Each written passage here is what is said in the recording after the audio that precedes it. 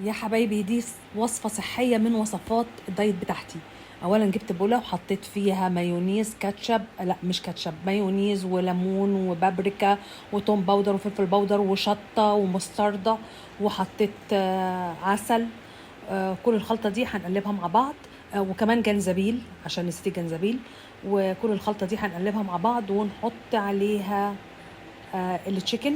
وبعد ما نحط التشيكن ونقلبه هنسيبها في التلاجة حوالي يوم كامل. هنقلبها كويس، وبعد ما نقلبها كويس، كل ده عشان الدايت على فكرة. وبعد ما نقلبها كويس كده هنشيلها في التلاجة يوم كامل. نيجي بقى لتاني يوم بعد ما الوصفة ديت تكون أخدت حقها في التلاجة، ونجيب طاسة. ده تاني يوم. وهننزلها كده من غير زيت ولا أي حاجة. هي المفروض تتعمل في الاير فراير، بس أنا ما بحبش أعمل حاجة في الاير فراير، فهعملهم في طاسة من غير أي حاجة. أنا ما بحبش أحط حاجة نية في الاير فراير.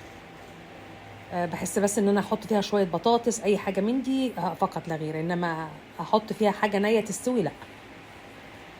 في ناس بتحط فيها فراخ كامله بس بالتتبيله بتاعتها، لكن انا ما بحبش اعمل كده. ادي حطينا التشيكن كله، وبعدين هسيبه يستوي قوي، يعني من فوق ومن تحت، كل حاجه كل حته. طبعا الوصفه دي انا خدتها من على النت بس مش فاكره من مين بصراحه.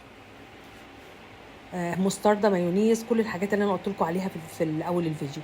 وادي دلوقتي بعد شويه، بعد ما استوت، هنفضل نقلب فيها لغايه اما تستوي على الاخر. اهو استوت قوي كده.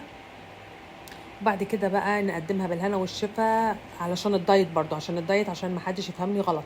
ما حته مكرونه بالبشاميل تبقى حلوه قوي كده، يعني محترمه كده، عشان الدايت. ادي الطبق النهائي. يعني